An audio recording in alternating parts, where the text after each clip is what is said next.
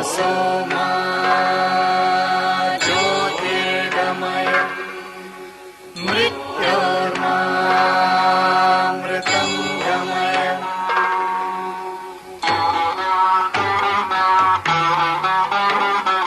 सर्वेऽपि सुखिनः सन्तु सर्वे सन्तु निरामयाः सर्वे भद्राणि पश्यन्तु मा कश्चित् दुःखभाग् भवेत्। द्यौः शान्तिः अन्तरिक्ष शान्तिः पृथिवी शान्तिः आपः शान्तिः ओषधयः शान्तिः वनस्पतयः शान्तिः विश्वे देवाः शान्तिः कामः शान्तिः क्रोधः शान्तिः ब्रह्म शान्तिः सर्वः शान्तिः शान्तिरेव शान्तिः साम शान्तिरेधि।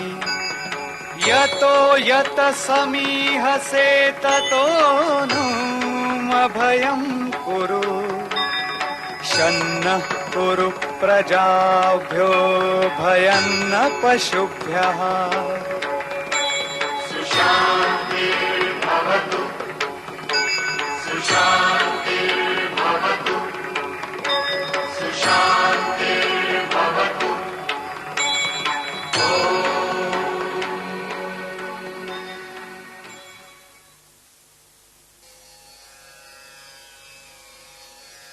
प्राचीन भारत के अनेक जनपदों में एक महाजनपद था, मगध। मगध जहां सीता को ढूंढने सुग्रीव, वही मगध जिस पर पांडवों के पिता पांडु ने आक्रमण कर अभिमानी दीर्घ की हत्या की।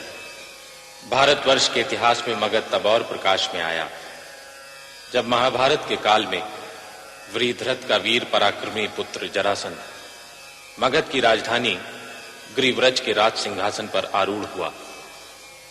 यही जरासंध गिरिव्रज में भीम के हाथों वीरगति को प्राप्त हुआ। जरासंध की भावी पीढ़ियों ने मगध पर शताब्दियों तक राज्य किया। जरासंध के वंश के अंतिम शासक रिपुंजय की हत्या उसके ही मंत्री सुनिक ने की। वह सुनिक का पुत्र प्रद्योत मगध के सिंहासन पर आरूढ़ हुआ। प्रद्योत वंश के 5 शासकों के 138 वर्ष के पश्चात ईसा के 642 वर्ष पूर्व शिशुनाग मगध के राज सिंहासन पर आरूढ़ हुआ। मगध के राजनैतिक उत्थान व परिवर्तन की शुरुआत तब हुई जब ईसा के 528 वर्ष पूर्व बिंबिसार ने मगध की सत्ता के सूत्र अपने हाथों में लिए। अंग प्रदेश की विजय के साथ जिस साम्राज्य विस्तार की नींव बिंबिसार ने डाली थी, उसका सफलतापूर्वक निर्वाह उसके पुत्र अजातशत्रु। एक ओर मगध राजनैतिक उत्कर्ष कर रहा था तो दूसरी ओर भारत के जनमानस में एक नवीन आध्यात्मिक चेतना अनुप्राणित हो रही थी। धार्मिक जड़ता व रूढ़ियों से ग्रसित भारतीय समाज में श्रेष्ठ जीवन मूल्यों का पुनः सिंचन हो रहा था। इस नव जागरण का संदेश लाए थे भगवान महावीर व तथागत बुद्ध। राजनैतिक संघर्षों के कारण रक्त से लाल हो उठी भूमि में ही अहिंसा, प्रेम व सद्भावना के अंकुर फूटे और मगध ही परिवर्तनों की तथा महावीर व बुद्ध की कर्मभूमि बनी। सत्य का अनादि प्रवाह अनंत की ओर बढ़ रहा था। बढ़ रहे थे महावीर और बुद्ध, और भारतीय इतिहास एक और भावी वैभवशाली नगर का जन्म देख रहा था। अजातशत्रु ने विज्यों से युद्ध करने के लिए पाटलीग्राम में अपने मंत्री वर्षाकार व सुनित के द्वारा दुर्ग की स्थापना करवाई। उस दिन प्रातः भगवान बुद्ध ने वर्षाकार व सुनित को देखकर अपने शिष्य आनंद से पूछा, आनंद, वे कौन हैं आनंद ने उत्तर दिया, प्रभु, वे महाराज अजातशत्रु के मंत्री वर्षाकार व सुनित हैं। विज्जियों से संघर्ष करने के लिए दुर्ग की नींव डाल रहे हैं। तब भगवान बुद्ध ने कहा था, शीघ्र ही यहां एक वैभवशाली नगर बसेगा, परंतु उसे अग्नि, जल अथवा ग्रह कलह से भय रहेगा। तथागत की भविष्यवाणी सच हुई। अजातशत्रु के पुत्र उदयन ने गंगा व शोण के तट पर पाटलिपुत्र नामक नगर की स्थापना की और वास्तुकला में पारंगत पंडित महागोविंद द्वारा निर्मित मगध की राजधानी राजगृह को त्याग कर पाटलिपुत्र को मगध की नई राजधानी बनाया। कालांतर में इसी पाटलिपुत्र के राज सिंहासन पर आरूढ़ हो नंद वंश के प्रथम शासक महापद्मनंद ने एक विशाल साम्राज्य की स्थापना की और मगध के साम्राज्य की वो थाती अंतिम नंद धनानंद के हाथों उत्तराधिकार में आई और इतिहास देख रहा था।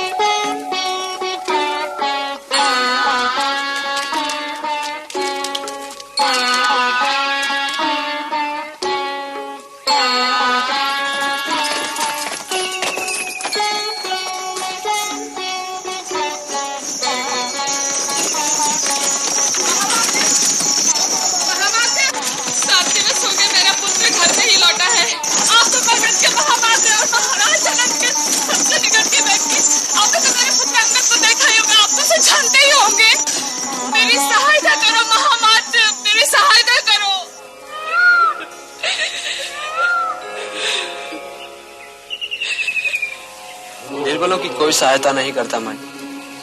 मगध के महामात्य से सहायता की अपेक्षा करना व्यर्थ है। जा मैं, अपने घर जा। जा मैं।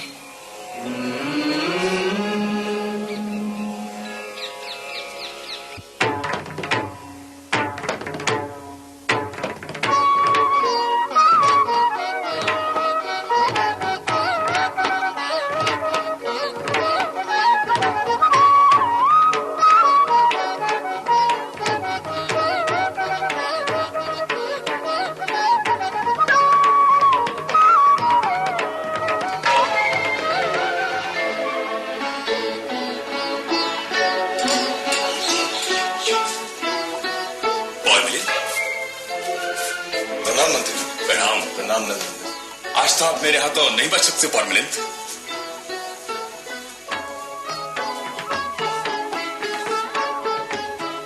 वसंत उत्सव की आपको अनेकों शुभकामनाएं मंत्री। आपको आज्ञा दें मंत्री। प्रणाम।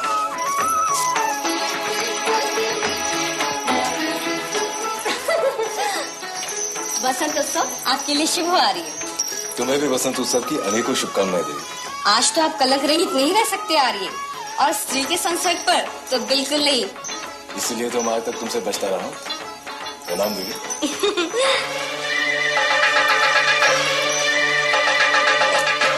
प्रणाम आर्य। प्रणाम। वसंत उत्सव की आपको अनेकों शुभकामनाएं। आपको भी अनेकों शुभकामनाएं पॉर्मिलेंट। प्रणाम महामाते। क्षमा करें देव, पर अंगद की माता अपने पुत्र को लेकर बहुत चिंतित है। वो बार बार मुझसे अंगद के बारे में पूछती है, पर मैं उसे क्या उत्तर दूं? तो इस संदर्भ में मैं क्या कर सकता हूँ? आप सम्राट से पूछ सकते हैं, या मुझे आज्ञा दें, मैं सम्राट से।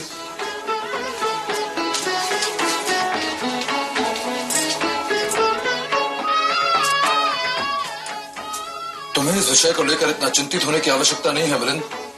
महामात्य, मैं मंत्री परिषद, महामंत्री एवं प्रजा के प्रति उत्तरदायी। मुझे तो उत्तर ढूंढना ही होगा। यदि महामंत्री ने मुझसे प्रश्न किया तो मैं उन्हें क्या उत्तर दूंगा? महामंत्री को उत्तर मैं दे दूंगा, और प्रजा की चिंता तुम मत करो। जाओ, उत्सव का आनंद उठाओ।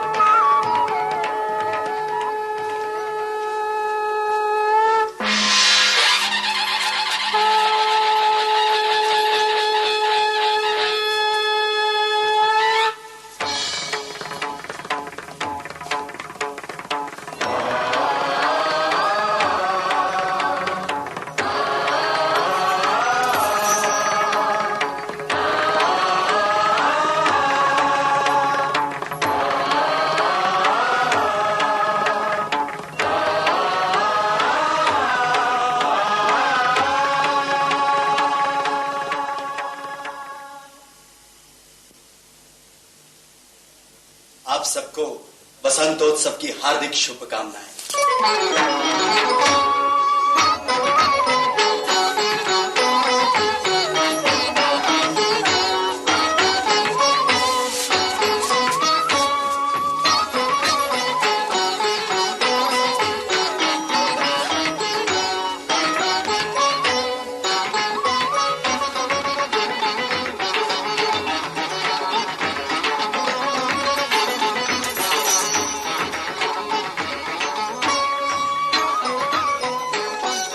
प्रणाम सम्राट।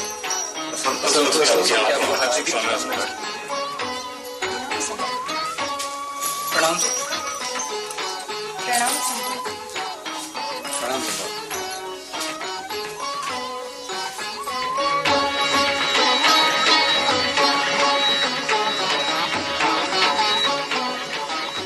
बसंतोत्सव की अनेकों शुभकामनाएं महामात्य।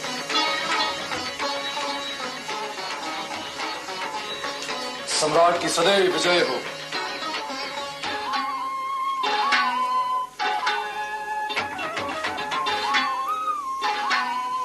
बसंतोत्सव की शुभकामनाएं राजपुरोहित। विजयी हो।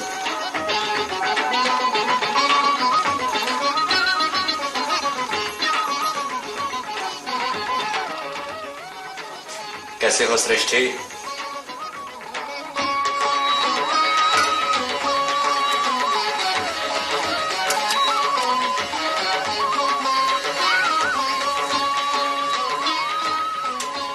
सम्राट।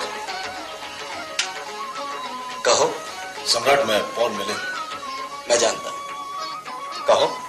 सम्राट, मैं आपसे अंगद के बारे में पूछने आया था कि अंगद कहाँ? पौर, अपनी मर्यादा में रहो। महामात्य, और को इनकी मर्यादा का भान कराओ।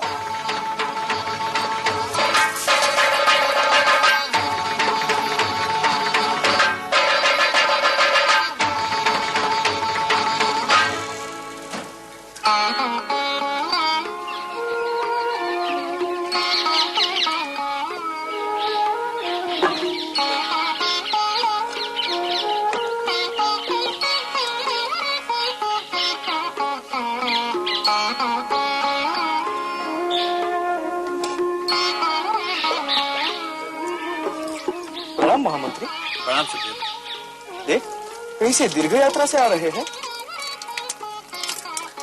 राजगृह गया था, 10 दिनों बाद पाटलिपुत्र लौट रहा हूं।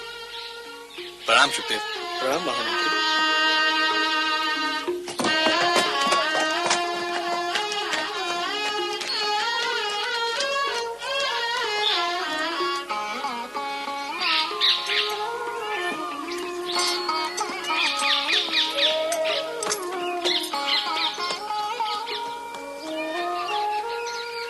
भाई, तू अंगद की माँ है ना?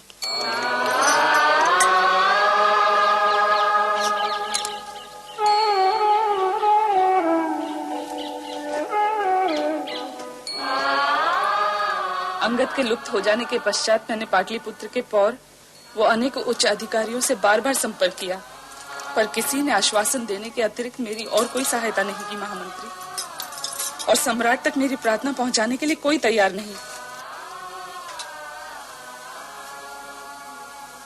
तो चिंता मत कर माई, शीघ्र ही तेरे बेटे अंगद का पता चल जाएगा। मैं स्वयं उसे ढूंढूंगा। अब तू भोजन कर।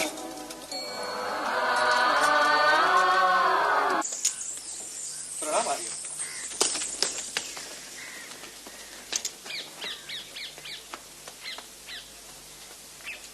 महामंत्री शक्ताराय दिखाई दिए थे? हाँ आर्य, आज प्रातः ही उन्होंने मेरे प्याऊ पे जल पिया था।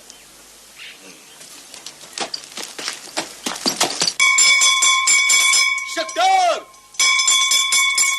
शक्तार! शक्तार!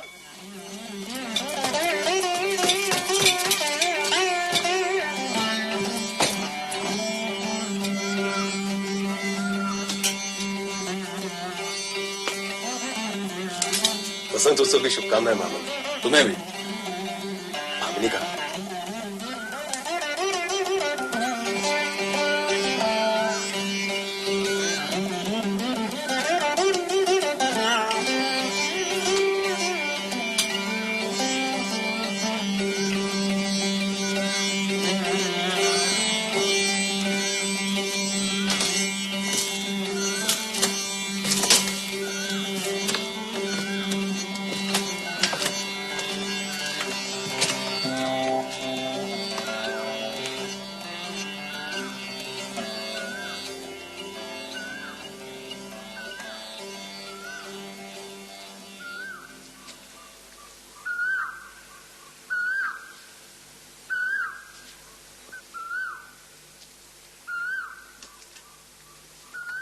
भामिनी,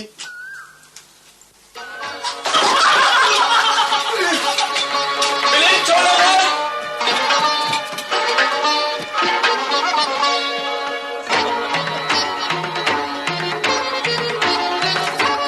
आयुष्मान भव।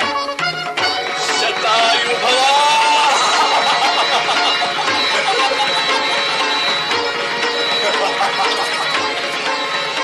अब आप दोनों नीचे आइए।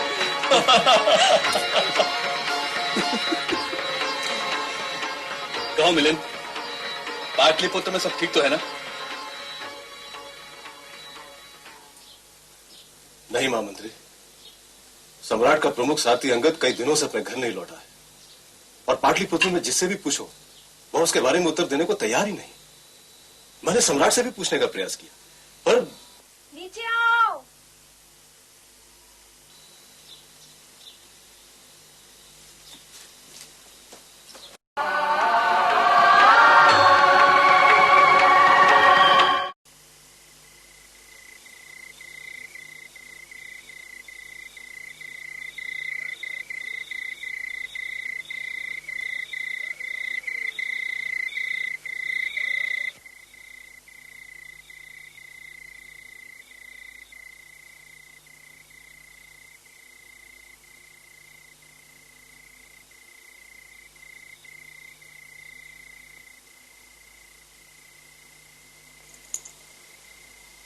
किसी की प्रतीक्षा कर रहे हैं?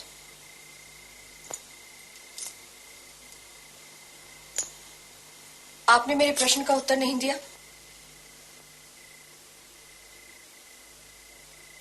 क्या मेरी अनुपस्थिति में शिशुपाल यहाँ आया था? नहीं, किंतु आप उसके लिए इतने व्यग्र क्यों हो रहे हैं? इसलिए कि शिशुपाल मेरा गुप्तचर है।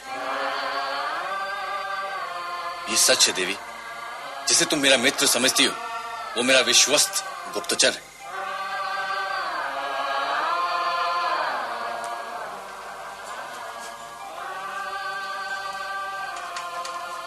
कहाँ जा रहे हैं आप? अंगद शिशुपाल को ढूंढने।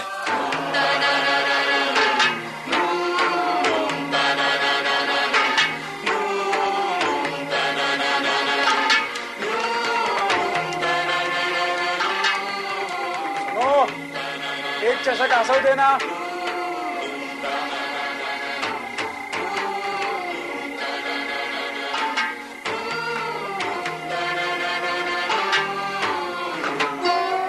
एक तो थाई कुड़म मेरे देना।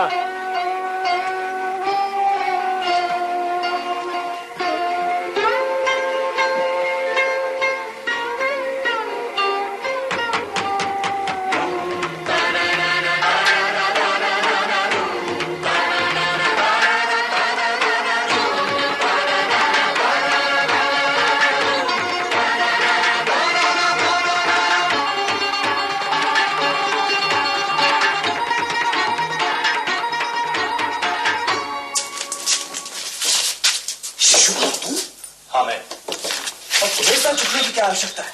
तुम तो राज के गुप्तचर। महामंत्री, महाराज धननंद के गुप्तचर मुझे ढूंढ रहे हैं। एक राज के गुप्तचर को दूसरे राज के गुप्तचर ढूंढ रहे हैं?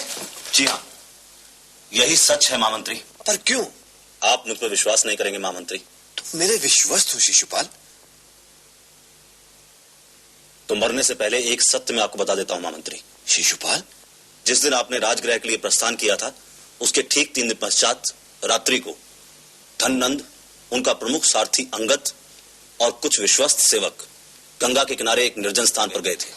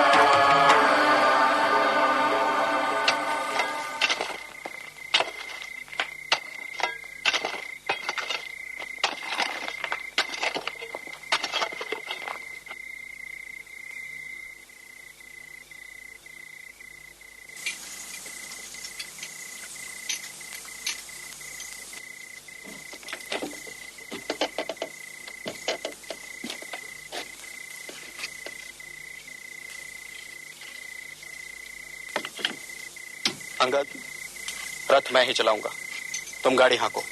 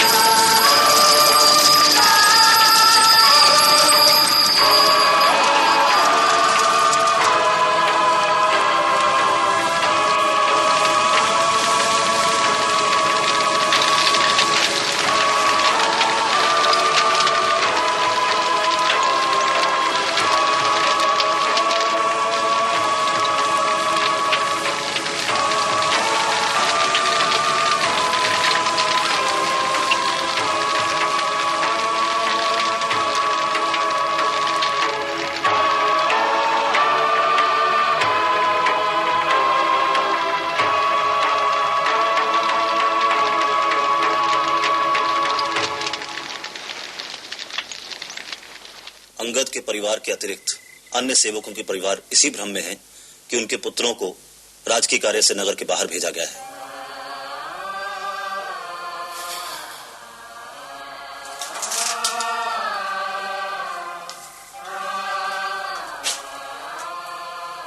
अपना ध्यान रखना शिशुपाल।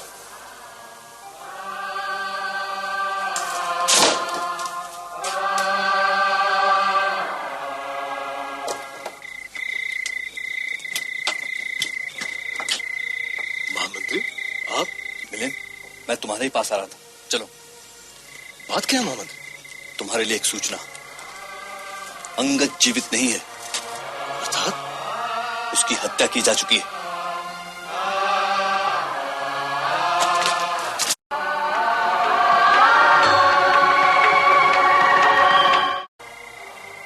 संभव है कि अंगद वन ने सेवकों की मृत्यु मात्र एक दुर्घटना हो महामंत्री। यदि वो मात्र एक दुर्घटना थी तो सम्राट को इस संदर्भ में मौन रखने की क्या आवश्यकता थी?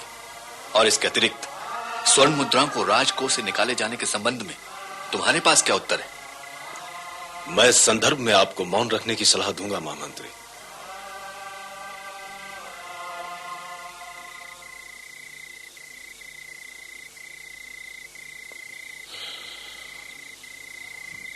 प्रणाम महामंत्री।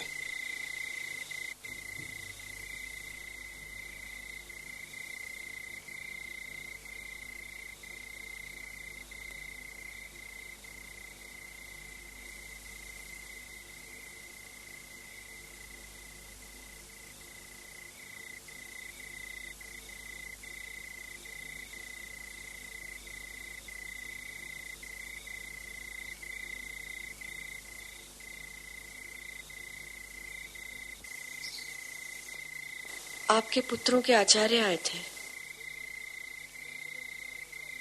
वे कह रहे थे कुछ दिनों के लिए वे यात्रा पर जा रहे हैं।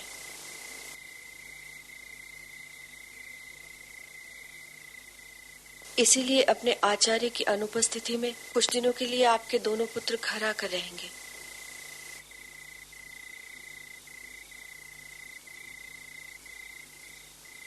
अंगद का कुछ पता चला? अंगद की हत्या हो चुकी है।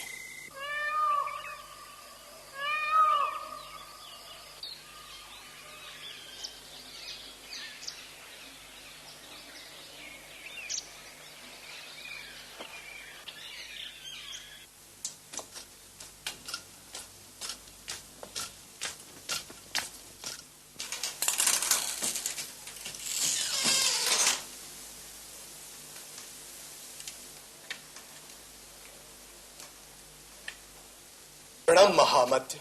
स्वागतम। आपने मुझे बुलाया देव? आप कोषाध्यक्ष हैं? हाँ देव। और जो राजकोष से धन चुरा लेते हैं उन्हें क्या कहते हैं? मैं समझा नहीं देव। आपने मगध के मंत्रीवर्ग, अमात्य वर्ग एवं राजमाता को राज्य की ओर से मिलने वाली मासिक भृत्ति तो पहुंचाई दी होगी? हाँ देव। राजमाता, मंत्री एवं अमात्य वर्ग की वार्षिक भृत्ति कितनी है? वार्षिक 36,000 पर्ण देव। और मासिक? 3,000 पर्ण देव। ये महामात्य वक्रनाश को दी गई भृत्ति है। गिनिए।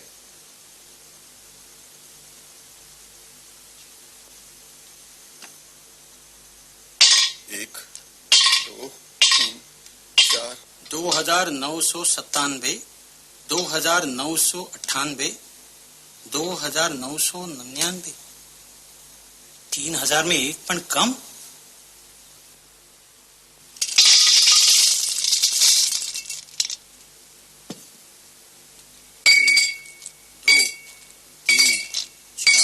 दो 2,997, 2,998, 2,999। 3,000 में एक पण कम देव। अब इसे भी गिनिए।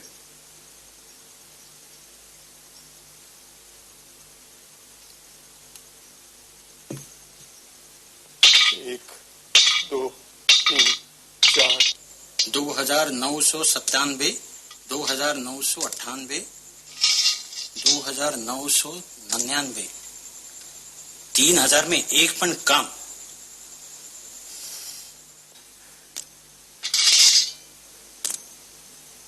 तीन 3,000 में एक पण कम देव। इसे नहीं गिनना चाहेंगे?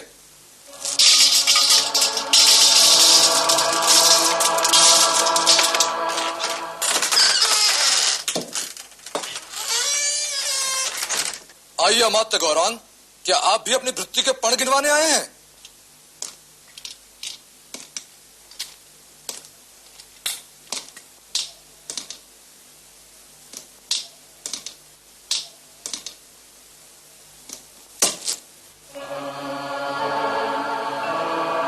मैं निर्दोष हूं महामात्य। इसका निर्णय तो महाराज धनानंदी करेंगे।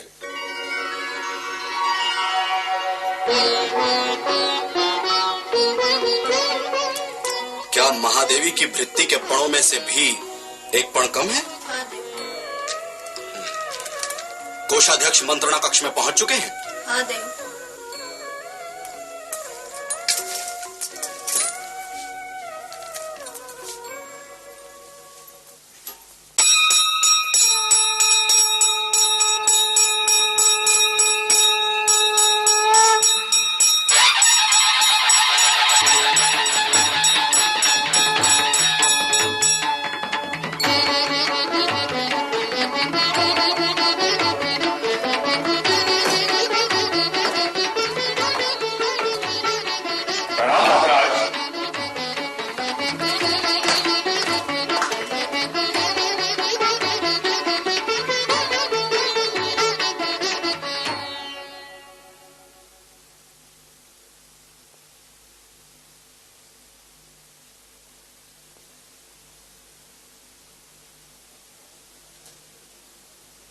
महाराज, मुझे इसमें किसी षड्यंत्र की गंध आ रही है। जो राज परिवार के अधिकार का पण गायब कर सकता है वह सामान्य प्रजा को तो लूट ही लेगा। पता नहीं कब से ये घात चल रहा होगा। राजपुरोहित, इसका निर्णय अभी हो जाता है सम्राट। क्या आप राजकोष के रक्षक हैं? हाँ देव। राज्य की ओर से मिलने वाली भृत्ति के वितरण की व्यवस्था क्या आप करते हैं? हाँ देव। क्या आपको पता है कि भृत्ति के पणों में से एक एक पण कम है? हाँ देव। क्या इसके उत्तरदायी आप हैं? नहीं देव। इसके लिए उत्तरदायी व्यक्ति का आपको पता होना चाहिए। हाँ देव। क्या आपको पता है? नहीं देव। तो दोषी कौन है? मैं नहीं जानता देव। तो कौन जानता है? महामंत्री शक्तार देव।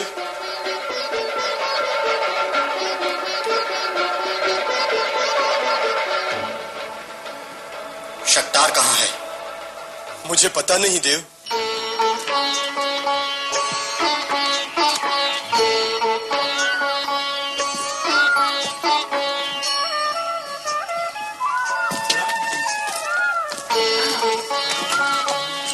महामंत्री प्रणाम महामंत्री।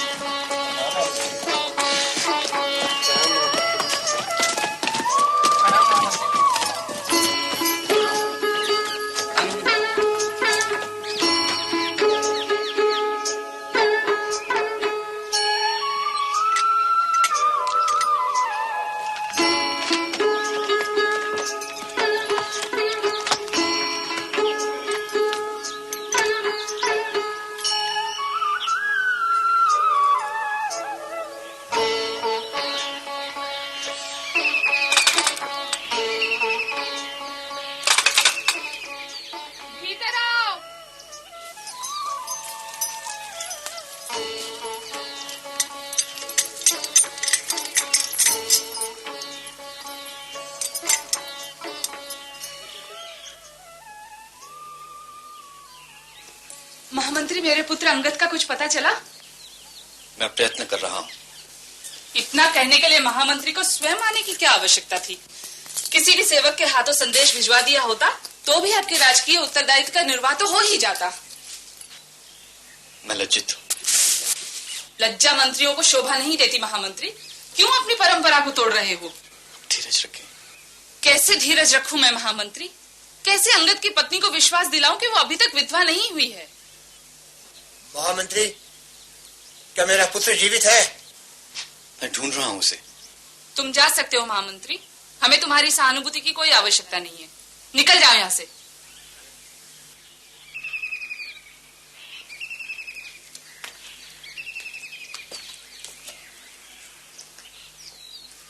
ठहरो महामंत्री। अपने राजकीय कर्तव्य का पालन किए बिना तुम कैसे जा सकते हो? तुमने अभी तक मुझे यह आश्वासन नहीं दिया कि सब ठीक है, सब ठीक हो जाएगा। मगर मैं अपने कर्तव्य का पालन करना जानती हूँ। ये लो।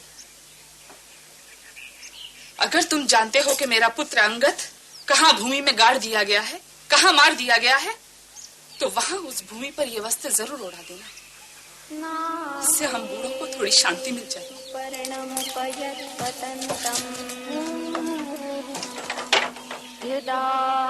वेनन्तो अभ्यचक्षतत्वा हिरण्यपक्षं वरुणस्य दूतं यमस्य योनं शकुनं भुरण्यम्।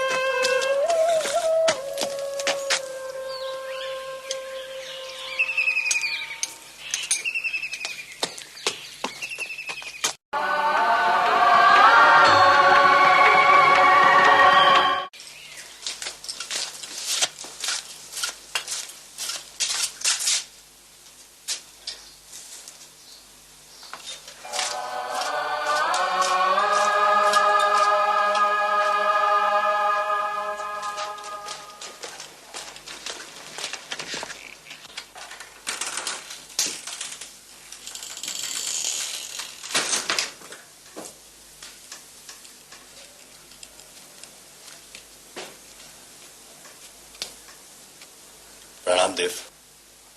महामंत्री, आप मगध के महामंत्री हैं। सभी जानते हैं देव। पर क्या मगध के महामंत्री जानते हैं कि किसी भ्रष्टाचारी का हाथ मगध के राजकोष तक पहुंच रहा है? नहीं देव। और यदि मगध के अर्थतंत्र में कोई अव्यवस्था अथवा भ्रष्टाचार दिखाई दे तो उसके लिए उत्तरदायी कौन है? मैं मगध का महामंत्री महामात्य। तो क्या आप जानते हैं कि मगध के राजकुल को मिलने वाली भृत्ति के धन में से एक एक पण किसी ने चुराया है? मात्र एक पण? आपको आश्चर्य हो रहा है? इसमें आश्चर्य की क्या बात है वक्रनास? जिस प्रकार पानी में रहने वाली मछलियां कब पानी पी लेती हैं, ये बताना कठिन है। उसी प्रकार मुद्रा विनिमय करने वाले अधिकारी कब मुद्राएं हड़प कर लेंगे, यह बताना भी कठिन है। महामंत्री, आपके तर्क सुनने के लिए मंत्री परिषद के पास समय नहीं है। हम उत्तर चाहते हैं। कैसा उत्तर महाराज? क्या आपने राजकुल की भृत्ति के पणों से एक एक पण नहीं चुराया है? तो आप उस भ्रष्टाचारी के हाथों को पकड़ना चाहते हैं और महाअमात्य वक्रनास इस अव्यवस्था व भ्रष्टाचार को रोकना चाहते हैं। मात्र एक पण के लुप्त हो जाने से सारा मंत्री परिषद चिंतित है ना? परंतु मैं मगध का महामंत्री मंत्री परिषद से पूछना चाहूंगा कि राजकोष से लाखों स्वर्ण मुद्राएं लुप्त हैं, उसके लिए उत्तरदायी कौन है? क्या मगध के मंत्री परिषद को एक से अनेक पण कम होने के महत्व को समझाना पड़ेगा? आप विषय बदल रहे हैं महामंत्री। जब जब सच की बात होती है तो लोग यही कहते हैं वक्रनाश। सच और झूठ का निर्णय करने का अधिकार न्यायालय का है। तो क्या मैं महाराज धनानंद से सच जानने का प्रयास भी नहीं कर सकता? ऐसी अवस्था में प्रश्न बहुत व्यक्तिगत हो जाता है। देव मुझे क्षमा करे। प्रणाम देव।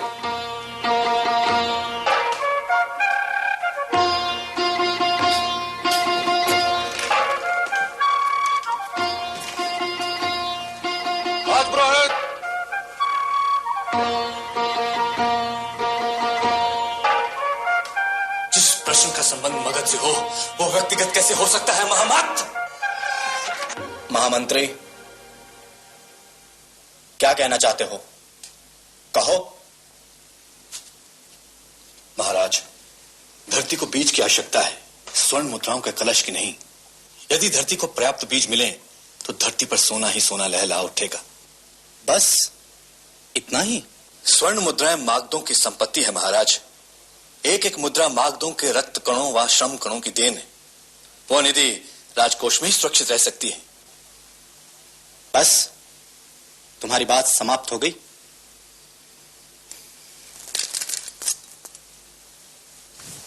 आप प्रजा के साथ विश्वासघात कर रहे हैं देव।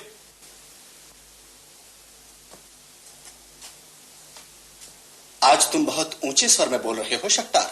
मागध तो ऊंचे स्वर में बोलने के लिए प्रसिद्ध है देव, परंतु आज मेरे स्वर में सत्य की कठोरता ज्यादा है।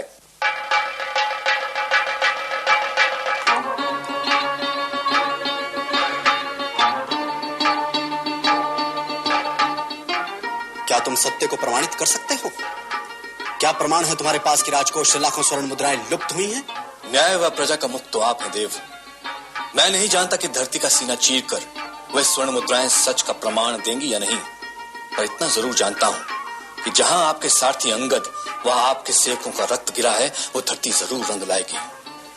आज्ञा दे देव।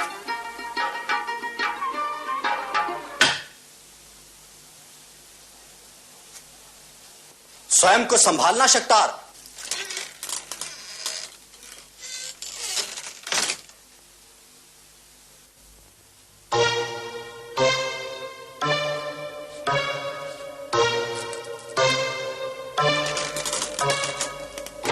राजकुल के अधिकार के पण लौटा रहा हूं देव, और मगध के अधिकार के पण बार बार मांगूंगा।